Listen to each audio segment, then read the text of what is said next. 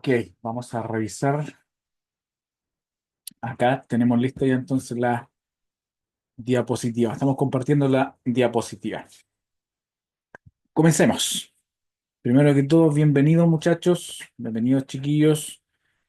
Hoy día va a ser un poquito diferente el asunto por motivos de fuerza mayor. Tuvimos que viajar, teníamos el compromiso con la iglesia de Caulina, así que viajamos los varones allá, así que tuvimos que grabar la clase. Espero que le presten mucha atención. Vamos a también enviar actividades a la casa para que ustedes vayan reforzando, así que escuchen con mucha atención, vayan tomando apuntes, y esta vez sí pudimos hacer las diapositivas, que era algo que quería mostrarles para que vayan en realidad haciéndose, revisando igual y poder comparando algunas cosas. Hoy día nos toca el módulo número 2, que es de Jesús. La semana pasada, o la clase anterior, estuvimos viendo Dios, estuvimos viendo los atributos de Dios, quién es Dios, por qué creemos en Dios, y hoy día nos toca el tema de Jesús. Un tema bastante también controversial por el tema de la doctrina de Dios verdadero hombre y verdadero Dios. Así que ahí vamos a entrar un poquito en esas doctrinas que nosotros creemos. Pero antes de empezar, vamos a orar, le vamos a pedir al Espíritu Santo que vaya abriendo nuestras mentes, abriendo nuestros corazones y que Él sea revelándonos su palabra. Amén. Oremos. Padre, te damos las gracias, Señor, por este tiempo que tenemos para poder compartir, aprender de ti, Señor. Queremos tomar estas lecciones, practicarlas, ponerlas en práctica, pero lo mayor de todo es que queremos que sea revelándonos, Espíritu Santo enseñándonos, para poder tener una mejor comprensión tuya, quién eres, Señor, lo que has hecho, lo que sigues haciendo, y poder ofrecerte una adoración en espíritu y en verdad. Te necesitamos, necesitamos tu dirección, necesitamos tu guía, necesitamos de tu poder en nosotros, Señor. Capacítanos, revélate a nosotros, en el nombre de Jesús. Amén. Jesús, Jesucristo, Dios, hombre, redentor y rey. Veamos el objetivo principal de la clase entonces el día de hoy. Objetivo principal. Dice que es conocer y profundizar en la persona y obra de Jesucristo como verdadero Dios y verdadero hombre, su obra redentora y su centralidad en el reino de Dios y en el mover pentecostal. Al igual que en la semana pasada dimos algunas eh, directrices de que todo lo que vamos a estar hablando, vamos a estar enseñando durante estas 8 semanas, los vamos a ver desde el prisma de la teología del reino de Dios y la teología pentecostal, que es lo que mueve, lo que creemos. Entonces, cada una de las enseñanzas es muy práctica en su fondo. Cada una de las enseñanzas va a llevar a una aplicación, va a llevar a una acción.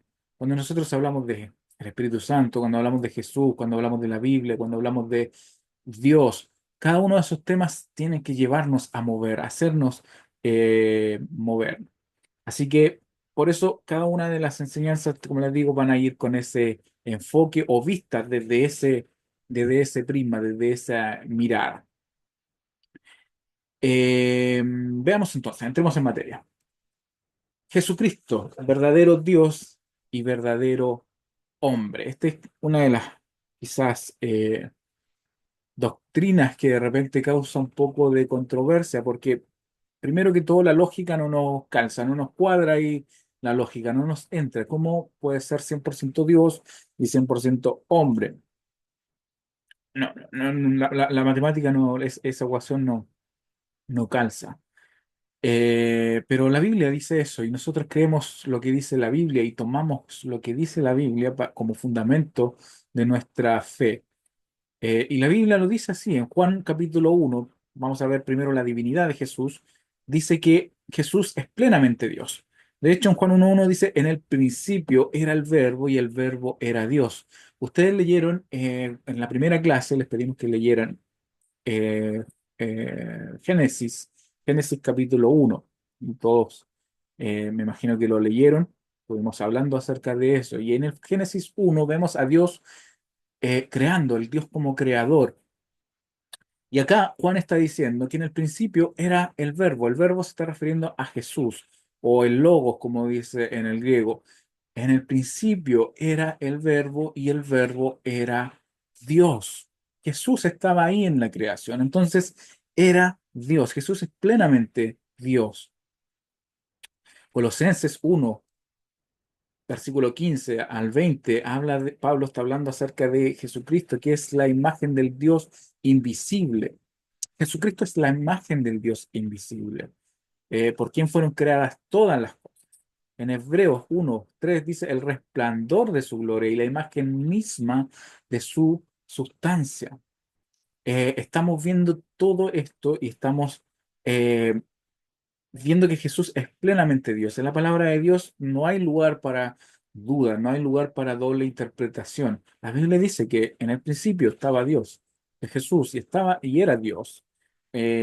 Pablo dice que la imagen del Dios invisible, ese que no lo vemos, por quien fueron creadas todas las cosas, ahí está en Cristo Jesús. A través de Jesús, nosotros podemos ver a Dios, porque Jesús dijo, yo y el Padre uno somos. También vimos la semana anterior o la clase anterior atributos de Dios Padre.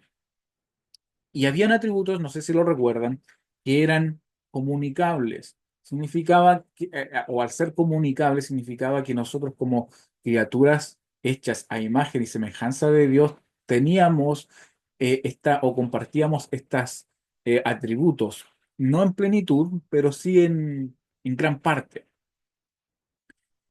como el amor, por ejemplo, la bondad, esto del amor por la justicia. Y teníamos algunos atributos que eran de Dios, pero que los seres humanos también compartíamos. Y habían otros atributos que eran no comunicables. Estos atributos solamente le pertenecen a Dios, no eran solamente de Dios en plenitud. Y ahora vemos que estos atributos, a través de la palabra de Dios, que también los comparte Jesús.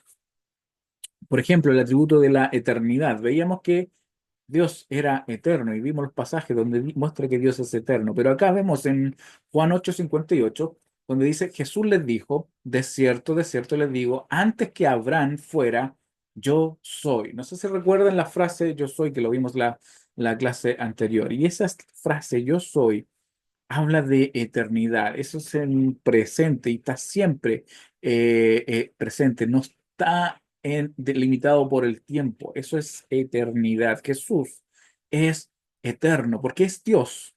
Eso es un atributo divino que le corresponde a Jesucristo. Jesucristo es eterno juntamente con Dios Padre, juntamente con el Espíritu Santo.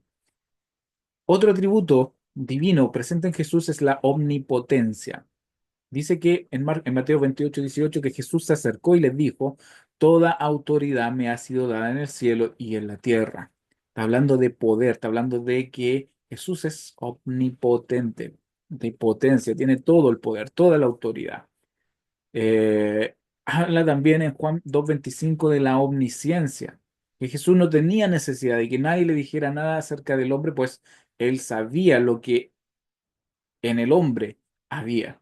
Habla de la omnisciencia. Jesús tiene este atributo de omnisciencia, lo conoce todo, que lo sabe todo. No hay nada fuera de su control, nada que él no fuera, que no supiera.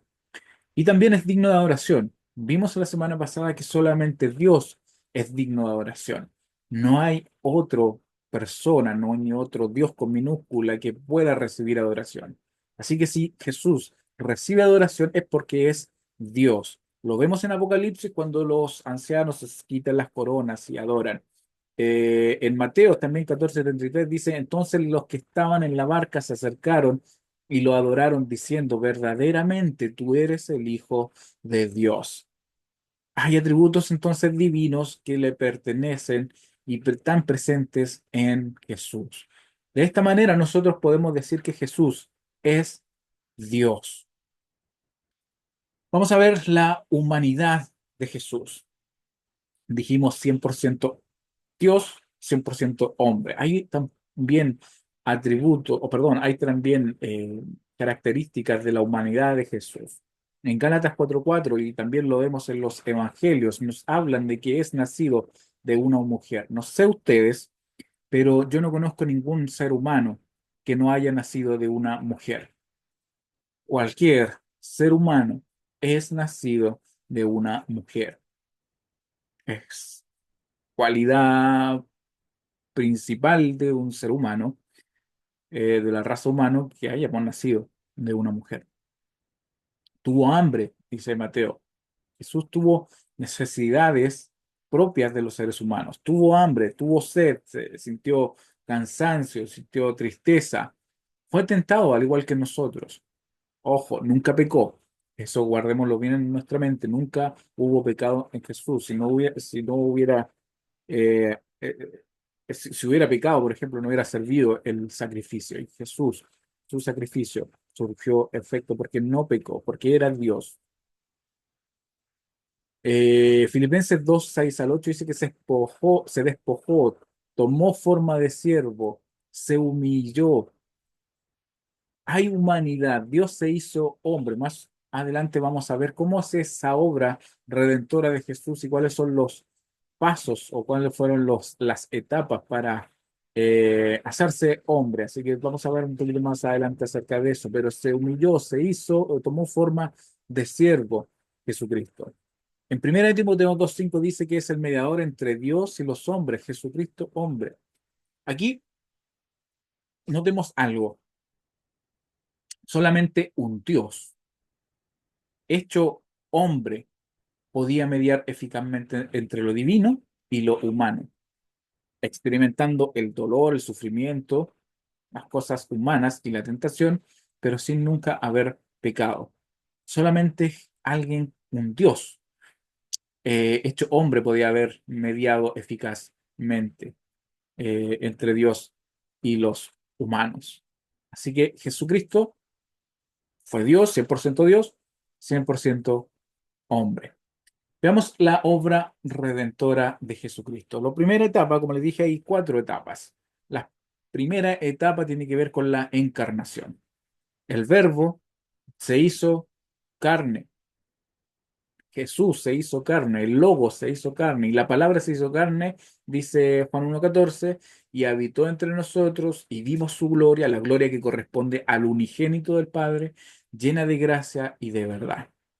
De esta manera Jesús estaba cumpliendo con las profecías mesiánicas que veíamos en Isaías 7:14 o en Miqueas 5:2. Isaías 7:14, por ejemplo, dice, pero pues ahora el Señor mismo les dará una señal. La joven concebirá y dará a luz un hijo y le pondrán por nombre Emmanuel. Tenía que hacerse de esa manera para que Jesucristo cumpliera las profecías mesiánicas que estaban relacionadas a él. Y Miqueas también habla más o menos de lo mismo. Entonces Jesús se hizo carne, esa encarnación se conoce doctrinalmente como la encarnación, cuando Cristo, cuando el Verbo, cuando el Logos se hace carne. Dios mismo perdón, no interrumpe, sino irrumpe en la historia, en la persona de Cristo. Eso es encarnación, cuando Dios se hace carne, cuando Dios irrumpe en la humanidad, en la historia, a través de la persona de Jesucristo. No vino a condenar, sino vino a salvar. Y Juan 3:17, todos nos aprendimos casi de memoria, yo creo, Juan 3:16, donde dice, porque de tal manera amó Dios al mundo que envió a su Hijo unigénito para que todo aquel que en él cree no se pierda, sino que tenga vida eterna. Y más adelante en el Juan 3:17 dice, no vino a condenar, sino a salvar, porque Dios no envió a su Hijo al mundo para condenar al mundo, sino para que el mundo sea salvo por él. Jesús viene entonces, se encarna, irrumpe en la historia, en la persona de Jesucristo, vino a salvar a la humanidad, no vino a traer condenación. Es entonces, después vamos a ver más adelante cómo Jesús lo vemos a través de la teología pentecostal, pero eso, entendámoslo, Jesús no vino a condenar, sino vino a salvarnos. Vino a crear ese puente en el cual nosotros podemos acudir a Dios, ese acceso donde nosotros podemos entrar a donde está Dios sin ningún problema. La cruz, esa es la segunda etapa de la obra redentora de Jesús. La encarnación, luego viene la cruz. En Isaías 53, 4, 6 dice que llevó nuestras enfermedades y llevó nuestros pecados ahí en el madero, en la cruz. Jesús, a través del sacrificio de la cruz, se llevó todas nuestras enfermedades. Romanos, ahí está hablando Pablo, que haciendo la analogía como la propiciación por medio de la fe en la sangre de Cristo. En la antigüedad se ofrecía un cordero, el cordero pascual, el que era el sacrificado para en propiciación por los pecados del pueblo. Jesús tomó ese lugar, se hizo carne y su obra redentora comprendía la cruz, comprendía el sacrificio como una especie de propiciación por nosotros, por nuestros pecados. Y nosotros a través de eso, de la fe en la sangre de Cristo, tenemos salvación, tenemos ese regalo de la vida eterna. En la cruz también Jesús desarmó los poderes espirituales, desarmó las obras de Satanás. Ya Satanás no tiene ningún poder porque a través del sacrificio de la cruz Jesús desarmó completamente los poderes espirituales. Ahora su futuro ya está escrito para las fuerzas de Satanás. El poder que podía tener Jesús ya ha escrito el final. Luego viene la resurrección, la tercera etapa de esta obra redentora de Cristo, la resurrección. Y en Mateo 28, 6 vemos cómo las mujeres fueron a la tumba el domingo por la mañana a ver a Jesús, a ponerle aceite o lo que sea. Y aparece, la tumba estaba abierta y aparecen este ángel y le dice que no está aquí, ha resucitado. Jesucristo no está acá. Cristo ya no está acá. Jesús no está acá, ha resucitado. Es el milagro más importante y que nos debiera empoderar en la vida cristiana. De hecho, Pablo lo dice de esta manera en Corintios, que si Cristo no resucitó, nuestra fe es vana. En ese nivel es el poder de la resurrección. El poder de la resurrección fue el que empoderó a los cristianos poder llevar la verdad. He escuchado varias veces esta frase de que si los discípulos pudieron haber inventado la resurrección para poder seguir con el evangelio, pero hay un pero en esta idea de inventar la resurrección de Cristo, porque notemos que los apóstoles, todos los apóstoles, a excepción de Juan, que igual en realidad fue martirizado, pero despojado en una isla, pero igual sufrió el martirio. Y todos, y los después que siguieron cristianos, los primeros cristianos en los coliseos romanos, todos entregaron su vida defendiendo la resurrección, defendiendo esto, ese poder que tenía Cristo. No sé ustedes, pero yo no moriría por algo que sé que es mentira. Si yo invento algo y tengo que entregar mi vida por esa mentira, no la podría hacer. Y aquí estamos hablando de los apóstoles, estamos hablando de los primeros cristianos que vieron a Cristo resucitado, que vieron al Jesús resucitado. Entonces no pudieron haber muerto por una mentira. Yo no creo que los apóstoles hayan inventado o los primeros cristianos hayan inventado que Jesús haya resucitado. Es muy, muy difícil. Así que si Cristo no resucitó, nuestra fe es vana. Así que yo creo que Jesucristo resucitó con todo mi corazón. La resurrección también confirma la deidad de Dios. Si Jesús no hubiera sido Dios, no hubiera podido resucitar, porque hubiera pecado. No hay ningún hombre que no haya pecado. Y dice Pablo en Romanos que la paga del pecado es la muerte. La paga del pecado es la muerte. Todos hemos pecado y por eso vamos a la muerte. Todos hemos muerto y estamos muertos. La resurrección entonces confirma la deidad y también confirma la eficacia del sacrificio, porque, como les digo, Jesús en la cruz, en su muerte, desarmó los poderes ahí de Satanás, desarmó los poderes espirituales. Así que la eficacia la vemos reflejada en la resurrección. Ahí es donde se muestra al mundo entero que el sacrificio fue efectivo, que Jesús fue efectivo la muerte de Jesucristo y ahora resucita con poder y con gloria. Ascensión en la cuarta etapa de esta obra redentora de Jesús. Después de que Jesús resucitó, 40 días después, sucede este evento que es la ascensión, donde Jesús es elevado al cielo, pero antes o cuando se está elevando hace la promesa del retorno. O sea, Jesús va a retornar y eso es lo que nosotros como creyentes estamos esperando. Eso es lo que nosotros como cristianos estamos esperando, el retorno de Cristo. Ahora, esta espera no es una espera pasiva, no es que estemos sentados aquí mirando al cielo y esperando. Los primeros apóstoles, después que sucedió esto, se fueron a su casa o a la casa donde estaban congregados y empezaron a orar y a buscar a Dios.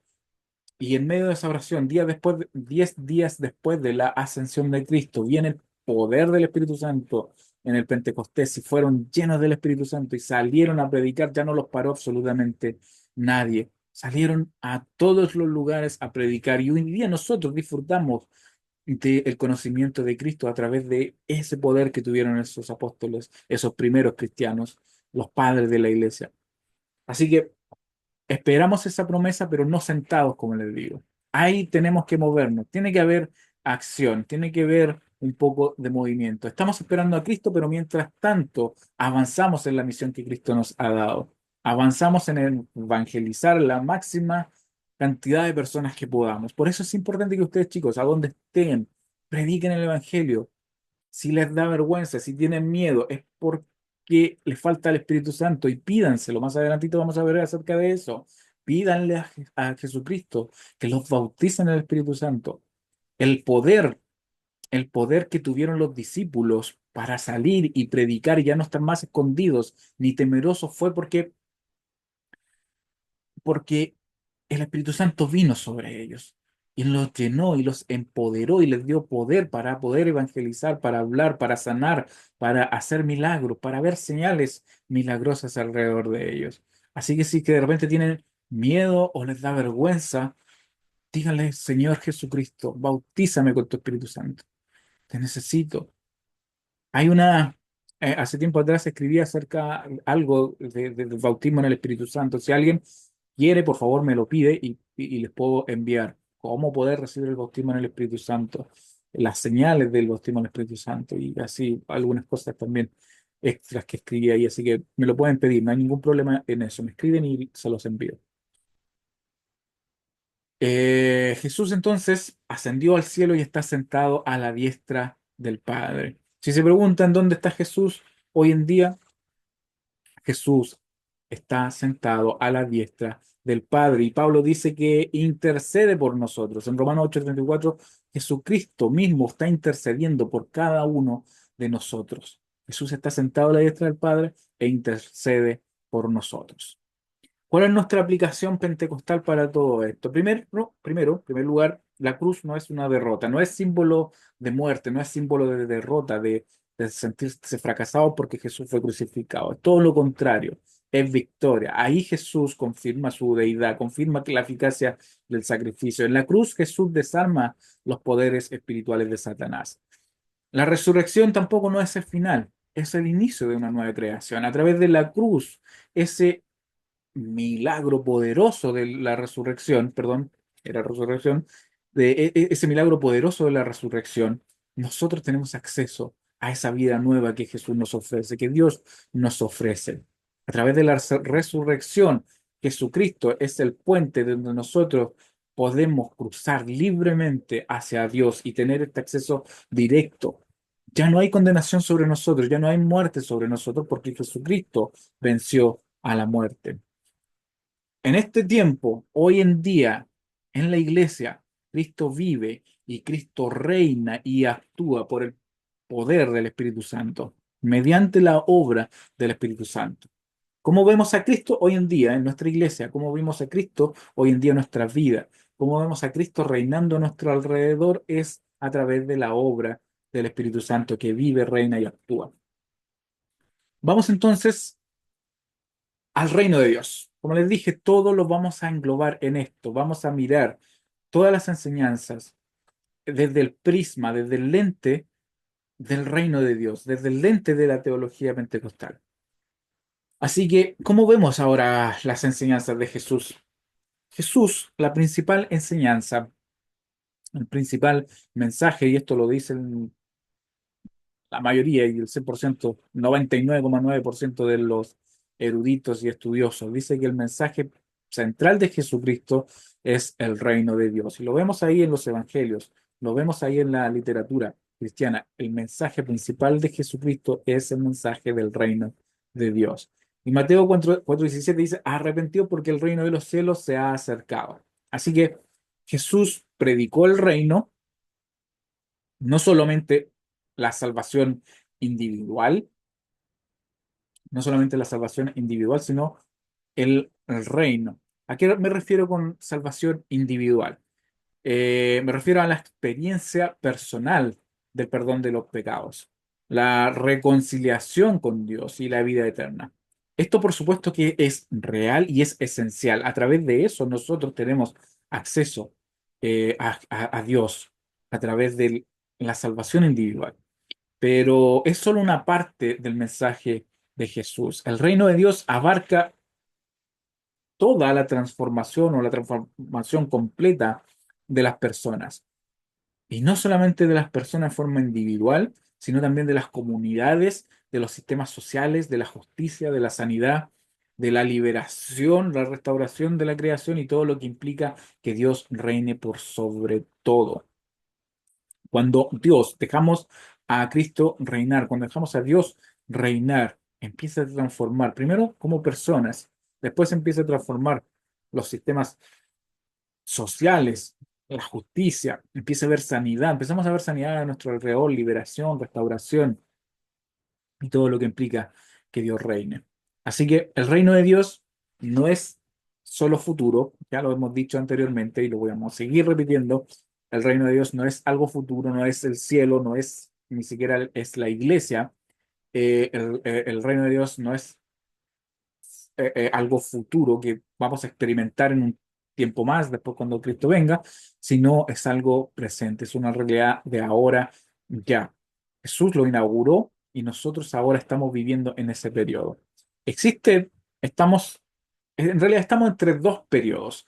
Estamos entre la inauguración y el tiempo cuando Jesús venga y retorne. Y ese tiempo lo estamos viviendo. Por eso de repente no hay una plenitud del reino de Dios, sino vemos de repente destellos de eso.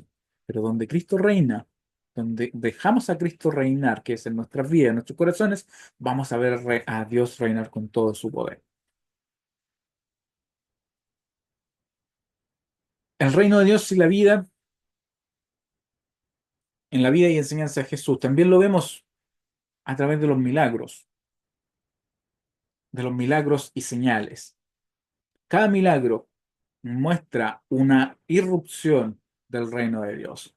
Vemos cómo Jesús sanaba, las sanidades muestran una irrupción del reino de Dios. El reino de Dios viene para sanar, viene para liberar, viene para multiplicar, viene para mostrar señales y prodigios. También los milagros demuestran el carácter compasivo y el poder soberano del el rey. Jesús, cuando hacía un milagro, y vemos en la palabra, en la Biblia, muchas veces cuando está haciendo el milagro, dice Jesús se movió a compasión. Jesús se movió a compasión. Vemos ese carácter compasivo de Dios, vemos ese poder sobrenatural, ese poder soberano del Rey de Reyes. Así que los milagros y los señales muestran esa irrupción del reino de Dios. Si nosotros estamos predicando el reino de Dios, debiéramos estar viendo sanidad, debiéramos estar viendo liberaciones, debiéramos estar viendo ese tipo de milagros. Jesús también enseñó el reino a través de parábolas. Y me gustaría que pudieran leer, por favor, Mateos 13, y ahí nos habla acerca de las parábolas del reino. Jesús enseñó, ustedes saben, a través de parábolas, para poder explicar de una forma más cercana, de una forma más sencilla, algunas verdades espirituales. Eh, y a través de las parábolas utilizaba algunas ilustraciones que eran muy típicas o que eran muy cercanas o familiares a la gente de la época. Le hablaba acerca de la semilla, le hablaba acerca de la agricultura. La gente era eran agricultores, entonces sabían acerca de esto. Le habló acerca de la levadura. Entonces, una mamá que hacía el pan sabía cómo funcionaba la levadura. O el tesoro, habían, no sé, así, habían comerciantes y todo eso. Entonces, ah, siempre Jesús trató de enseñarles de esa manera, con parábolas sencillas que ellos pudieran entenderlo en forma fácil. Aún así, mucha gente no lo entendía y Jesús después tenía que volverle a explicar, sobre todo a sus discípulos, algunas explicaciones acerca de lo que significaban algunas cosas. Algunas parábolas tenían esta especie de cosa media escondida, media velada, todavía no estaba completamente revelado a todo el mundo. Así que Jesús también tenía que volver a explicarle a sus discípulos muchas de estas parábolas. Y bueno, en Mateo 13 vemos 7 parábolas acerca del reino de Dios. Y vemos la parábola de la semilla, de la levadura, del tesoro, eh, de cuál más, del sembrador y así. ¿Cuál es la, el foco, el trasfondo de estas parábolas o del reino de Dios cuando Jesús lo explicaba? Sabes que cuando nosotros vemos las parábolas del reino, nos vemos algo espectacular. Nos vemos algo con fuegos artificiales y con bombos y platillos, sino que es algo de repente pequeño, que es algo que no se ve, eh, pero lo que siempre vemos es que es transformador y vemos que es constante. El reino de Dios, como lo mostraba Jesucristo a través de las parábolas, no siempre se manifiesta con milagros visibles o con prodigios impactantes o experiencias completamente emocionantes. A veces no hay fuegos artificiales ni eventos sobrenaturales evidentes, porque el reino de Dios no depende de lo sensacional que pueden ser las cosas. Eh, pero sí, es transformador. Aunque no sea ruidoso, como les digo, no sea llamativo, el reino siempre tiene poder para cambiar las vidas. Transforma los corazones de las personas.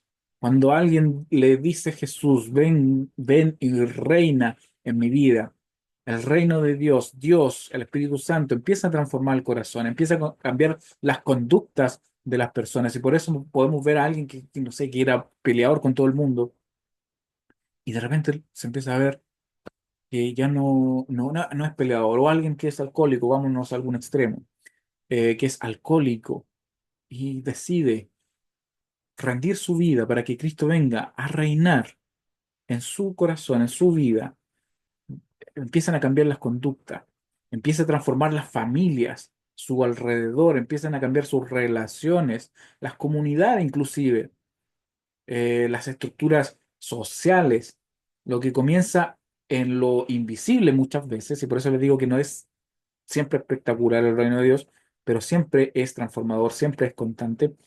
Lo que comienza ahí con lo invisible termina en frutos visibles. Siempre tiene que ser así. De repente no vamos a ver a Dios obrar en nuestra vida, pero sí tenemos que ver los frutos. Jesús habla acerca, en las parábolas, ustedes lo recordarán, de la semilla de mostaza, una semilla muy pequeñita, que ni se ve, pero cuando es plantada, eh, después viene a ser el árbol más grande del huerto. O la levadura. Vemos la levadura, eh, no la levadura como la vemos hoy en día, como vamos al supermercado y compramos una levadura. Antiguamente la guardaban un pedazo de la masa, hacían el pan, guardaban un pedacito y eso servía para levadura, para el otro día o para los días después. esa levadura, también un poco de levadura, in- se mezcla con el resto de la masa y empieza a fermentar. No vemos cómo está actuando la levadura, no lo podemos ver, pero ahí está. Y después vemos solamente el fruto, el pan exquisito ahí, esponjoso. Eh, no vemos los frutos, o perdón, nos vemos el trabajo de repente que está haciendo el Espíritu Santo, el trabajo que está haciendo Dios, pero después vemos los frutos. Y ese también eh, mover del Espíritu Santo, perdón, del reino de Dios, también es constante, que el reino avanza con fidelidad y avanza con constancia.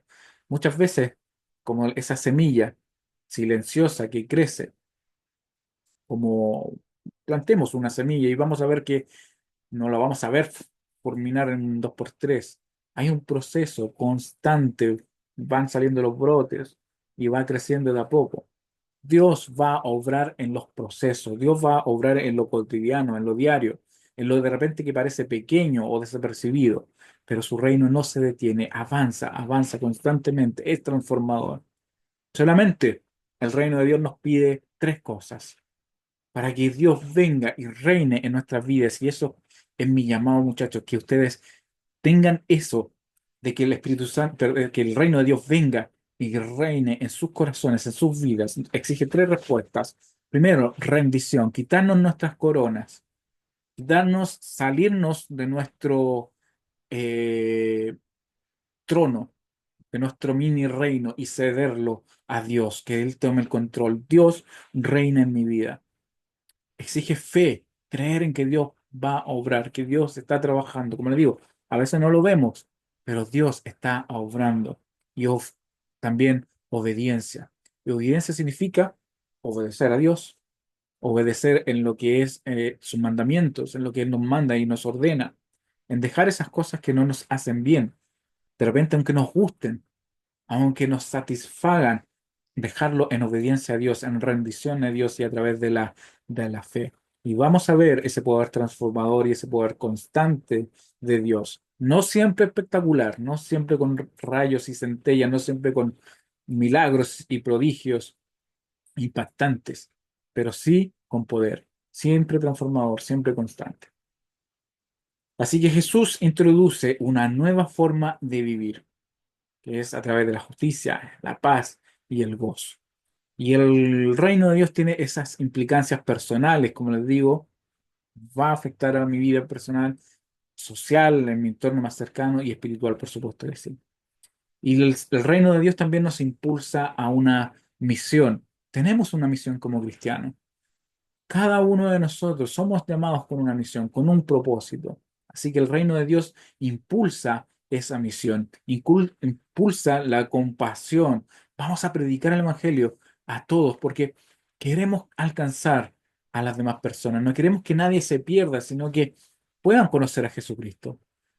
Impulsa también a la justicia. No somos nosotros los que proclamamos justicia, sino es Dios quien proclama justicia. Entonces, con compasión, con amor, con bondad, predicamos el Evangelio y avanzamos en el reino de Dios. Pero no es enjuiciando, no es llevando castigo y juicio a las demás personas, se van a ir al infierno, sino, no, nosotros nos encargamos de predicar el Evangelio, de llevar el reino de Dios y el Espíritu Santo hace el resto. Veamos entonces ahora a Cristo en el mover pentecostal. ¿Cómo vemos nosotros a Cristo en el mover pentecostal? Primero, a Jesús como Salvador. Eso es lo principal. Nosotros vemos a Jesús como nuestro Salvador. La Biblia dice que y dará a luz un hijo y llamará su nombre Jesús porque él salvará a su pueblo de sus pecados. Jesús significa, Yeshua significa salva, Jesús salva, Dios salva.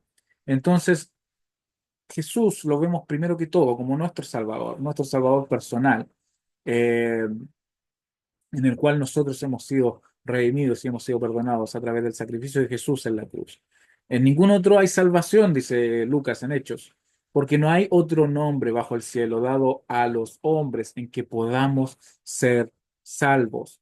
No hay absolutamente nada. Desde la perspectiva pentecostal y del reino, Jesús como Salvador no es solo un hecho doctrinal, sino también es una experiencia vivencial, algo práctico. La salvación implica más que un pasaporte al cielo, sino que significa la liberación integral del poder del pecado, la culpa, la vergüenza y la separación de Dios. Esto es que Jesús salva. Eh, Muchas veces que creemos o pensamos que la salvación tiene que ver solamente con eso, que es el pasaporte con el que nosotros nos vamos al cielo. Hay doctrinas que dicen que la salvación no se pierde, que siempre está. Entonces ven esta especie como ese pasaporte que se va al cielo. Acepto a Jesús y da lo mismo como y a mi vida, si ya acepté a Jesús, acepté su regalo de la salvación, no es por mis méritos y todo lo que dicen, y queda ahí. La salvación y el hecho de que Jesús salva es mucho más profundo que eso. Significa esa liberación integral, no solamente del pecado, no solamente del poder del pecado, sino que de la culpa, de la vergüenza y de esa separación con Dios. Cuando nosotros estamos en pecado, estamos separados de Dios y no podemos tener paz. No podemos tener liberación, no podemos tener esa comunión con Dios y vamos a estar en conflicto con Dios. Vamos a encontrar todo para buscarle en cierto modo la contra a Dios. Jesús salva primero que todo de nuestros pecados. Ahí viene la liberación, pero nos salva para una nueva vida. Cuando nosotros somos salvados, ahora comienza una nueva vida en Cristo. Y eso se llama transformación. Empieza a cambiar nuestra forma de hablar, nuestra forma de pensar, nuestra forma de vivir nuestra vida, nuestra forma de relacionarnos con los demás. Empezamos a vivir una nueva vida. Por eso hablaban delante de que la salvación es para una nueva vida. Nos libera entonces de nuestros pecados para una vida de transformación y nos da un propósito en el reino de Dios, que es la misión que nosotros tenemos como cristianos, como creyentes, como hijos de Jesucristo. Tenemos un propósito, tenemos una misión en esta vida y mientras estemos vivos, hagamos que esa misión esté ardiendo en nuestros corazones, que no se vaya ninguna persona más, ningún perdido a una eternidad sin Cristo, que donde estemos, digamos al Espíritu Santo, dame las palabras correctas para poder predicar tu evangelio, para poder hablar a otras personas, tener una misión. Esta salvación, como digo, es personal, cada uno tiene que aceptarla, pero también es comunitaria. ¿A qué me refiero con que es personal, pero a la vez comunitaria? Porque afecta al individuo, al que recibe el regalo de la salvación, pero comienza a restaurar su lugar en la comunidad del reino de Dios. Y comenzamos a tener relación, empezamos a tener esa shalom que hablábamos el otro día en el estudio bíblico, esa paz con Dios, a experimentar esa paz. Entonces, afecta todo la salvación. En el movimiento pentecostal también vemos a Jesús como sanador y lo vemos en campañas de milagros y todo eso. Jesús es nuestro sanador. Isaías 53 dice, más el herido fue por nuestras rebeliones y por sus llagas fuimos nosotros curados. Hemos sido sanados y vemos a Jesús obrar poderosamente en sanación alrededor nuestro. Hechos 10:38 dice, anduvo haciendo bienes y sanando a todos los oprimidos por el diablo porque Dios estaba con él. En la doctrina pentecostal, y más que en la doctrina, en el movimiento práctico pentecostal, se enseña que Jesús sigue sanando hoy en día. Lo creemos. Jesús sigue sanando hoy en día. Si alguien le dijo lo contrario, está equivocado. Jesús sigue sanando hoy en día y lo vemos. Hemos sido testigos de eso. No es solo algo que hizo en el pasado, que lo vemos en los evangelios, sino que su obra redentora también incluye la sanidad física. Pero no solamente la sanidad física, y esto es lo que me gusta del evangelio, porque no solamente es la sanidad física, sino también la sanidad emocional, la sanidad espiritual. Así que la sanidad es una señal del reino que ha venido y ha venido para quedarse. Es una demostración también del amor de Dios. Cuando Dios empieza a sanar dolencias, cuando Dios empieza a sanar emocionalmente, cuando Dios empieza a sanar espiritualmente, está demostrando su amor inagotable por la humanidad, ese amor que quiere el bienestar de la humanidad. Dios nos ama, muchachos, nos ama tanto que quiere nuestro bienestar y quiere el bienestar de toda la humanidad y que envió a su Hijo a morir por nosotros. Así de potente es el amor de Dios. También es un anticipo de la restauración final. Cada milagro, cada sanidad es un anticipo de lo que vamos a vivir algún día cuando Cristo venga y restaure absolutamente toda la creación. Necesitamos esa restauración. La creación gime, anhela el, el mover, el despertar de los hijos de Dios. Así que necesitamos ese despertar, necesitamos ese mover de las personas que se empiecen a mover. Jesús viene a sanar. En la práctica nosotros oramos por fe por los enfermos. Tiene que existir fe, si no tenemos fe no vamos a ver milagros. Oramos con fe por los enfermos. Algunas veces ungimos con aceite, como lo dice o lo ordena Santiago. Ungimos con aceite. Creemos en que Dios puede intervenir sobrenaturalmente en la vida de las personas. Por eso oramos, porque Jesús sigue sanando hoy en día. Vemos a Cristo en el momento pentecostal también como el bautizador en el Espíritu Santo.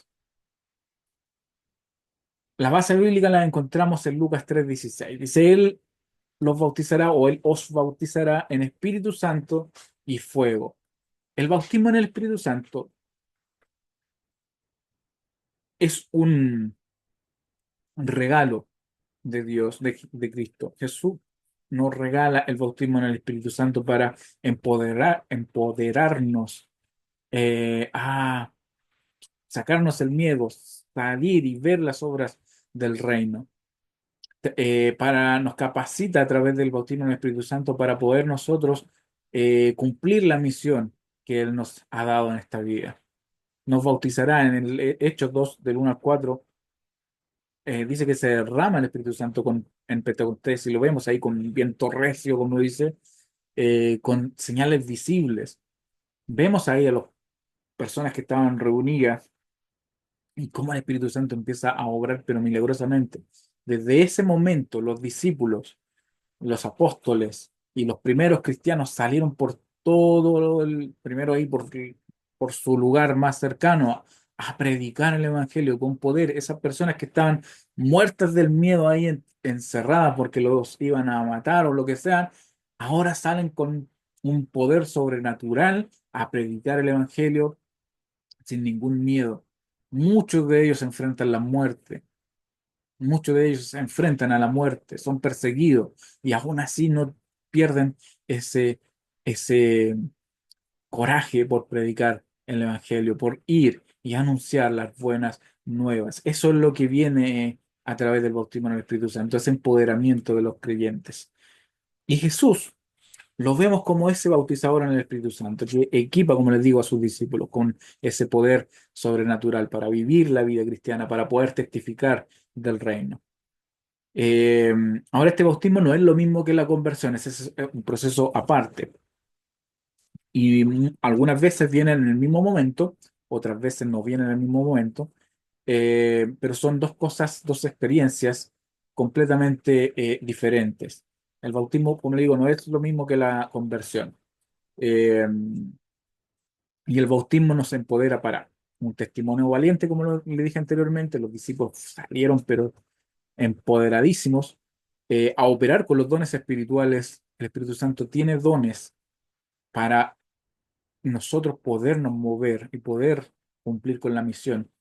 Nos capacita en sanidad, en palabras de ciencia, en un consejo, para dar un consejo, etcétera. También nos capacita o nos empodera para orar con profundidad espiritual. La intercesión yo sé que no es o no se ve como un don espiritual, pero sí lo vemos también como un don espiritual, la intercesión, el orar profundamente. También cultivar una vida santa y consagrada a Dios a través del Espíritu Santo y del bautismo del Espíritu Santo y del poder y la llenura del Espíritu Santo, podemos cultivar nosotros una vida santa, una vida consagrada, una vida apartada del pecado. Nos da ese poder. ¿Sabe que cuando estamos a punto de caer en tentación, y la mayoría de la gente cae en las tentaciones de Satanás, la tentación que sea, no voy a tomar ninguna tentación. Algunos tienen tentación con el dinero, otros tienen tentación con, no sé, un montón de otras cosas. Ahí pónganle su tentación o su debilidad. Muchas veces la gente, las personas caen por falta de oración. Si usted está en esa tentación, ore a Dios, traiga a la mente, abra la palabra de Dios y vea lo que Dios quiere hablarle. Necesita tener tiempos de oración cuando caiga en tentación, cuando está en tentación. Y va a ver cómo Dios lo va a respaldar, cómo el Espíritu Santo le va a dar poder para salir de esa eh, situación. El Espíritu Santo entonces nos empodera para cultivar la vida santa y consagrada. El otro día escuchaba y me decía alguien que las lenguas son una señal del bautismo en el Espíritu Santo. Yo principalmente, esto es a modo personal, no considero que sea una de las señas o de las señales para saber que una persona ha sido bautizada o no con el Espíritu Santo. Conozco muchas personas que a la legua y tienen otros dones, por eso lo digo, han sido bautizados por el Espíritu Santo y obran en milagros y obran en algunos otros dones, pero jamás en su vida hablaron en lenguas, ni han hablado en lenguas. Yo en mi modo de ver le he pedido al Espíritu Santo hablar en lenguas porque me gustaría poder hacerlo. Creo que hay algunos beneficios en el hablar en lenguas, eh, tanto en la adoración como en la hablar en lenguas comunitarias, en la oración personal, cuando yo estoy hablando con Dios, eh, hay un beneficio que viene a través del hablar en lenguas, pero nunca he experimentado en realidad el hablar en lenguas. Y así conozco muchas personas llenas del Espíritu Santo, pero que no han recibido en lenguas. Lo pido, no es para mí una prioridad, pero lo veo de esa manera. Para mí no es un fruto o no es el único fruto visible del bautismo en el Espíritu Santo. Así que el verdadero propósito es vivir una vida llena del Espíritu Santo, manifestando, por supuesto, el amor, manifestando el gozo, el poder, la obediencia a Dios. Eso es lo principal. Jesús, también en el movimiento pentecostal, vemos a Jesús como el rey que viene. Estamos esperando a Jesús. Yo sé que ustedes todos estamos esperando a Cristo. Y lo vemos en Mateo 24:30. Dice, verán al Hijo del Hombre viniendo sobre las nubes del cielo con poder y gran gloria. Wow, que va a ser tremendo eso. Ver a Jesucristo, Hijo del Hombre, viniendo sobre las nubes del cielo con gran poder y con gran gloria. Y Apocalipsis 19 dice que Jesús viene como rey, viene como juez y señor de señores. Qué tremendo va a ser eso, ver a Jesús ahí viniendo a reinar. Lo esperamos, por supuesto que sí. Eh, pero en esa espera estamos en movimiento, en esa espera estamos activos, como les decía al principio. El pentecostalismo afirma con fuerza categórica que Cristo regresará físicamente y gloriosamente para establecer plenamente su reino. Esta es una esperanza escatológica, pero como les digo, no es pasiva. Toda esta espera motiva a la acción.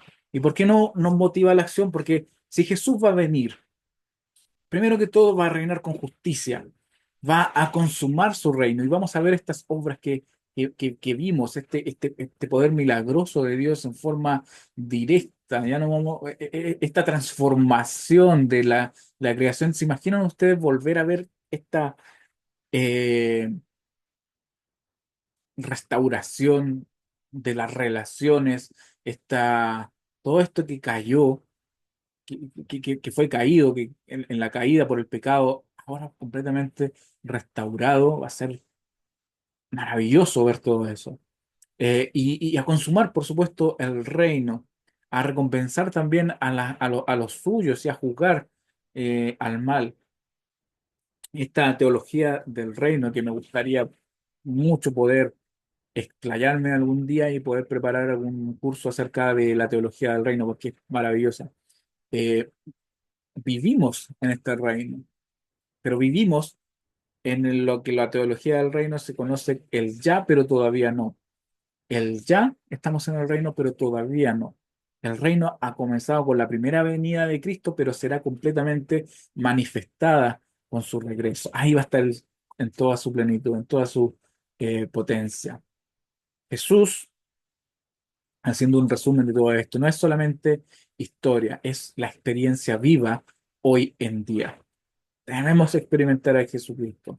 El reino está presente, pero esperamos su plenitud con anhelo. Pero en esa espera estamos activos. El creyente participa activamente en la misión del reino con el poder del Espíritu, con el poder del Espíritu Santo. Así que mientras estamos esperando, vamos avanzando. Mientras estamos esperando la venida de Cristo, seguimos ahí moviéndonos, seguimos en acción a través del Espíritu Santo. Muchachos, ha llegado la hora, no sé cuánto ya llevamos, pero vamos a ir terminando. Les vamos a estar enviando dentro de estos días, antes del lunes, un trabajo para que lo puedan ir completando. Ahí lo vamos a estar revisando después en la próxima clase, ahí en forma presencial. Así que vamos a orar y entregamos este tiempo al Señor. Gracias, Cristo. Gracias, Dios, por entregarnos este momento. Te adoramos, Señor. Te bendecimos. Qué maravilloso, Señor, conocer tus obras, tu obra redentora. Qué maravilloso conocer tu reino, lo que tú predicaste, Señor.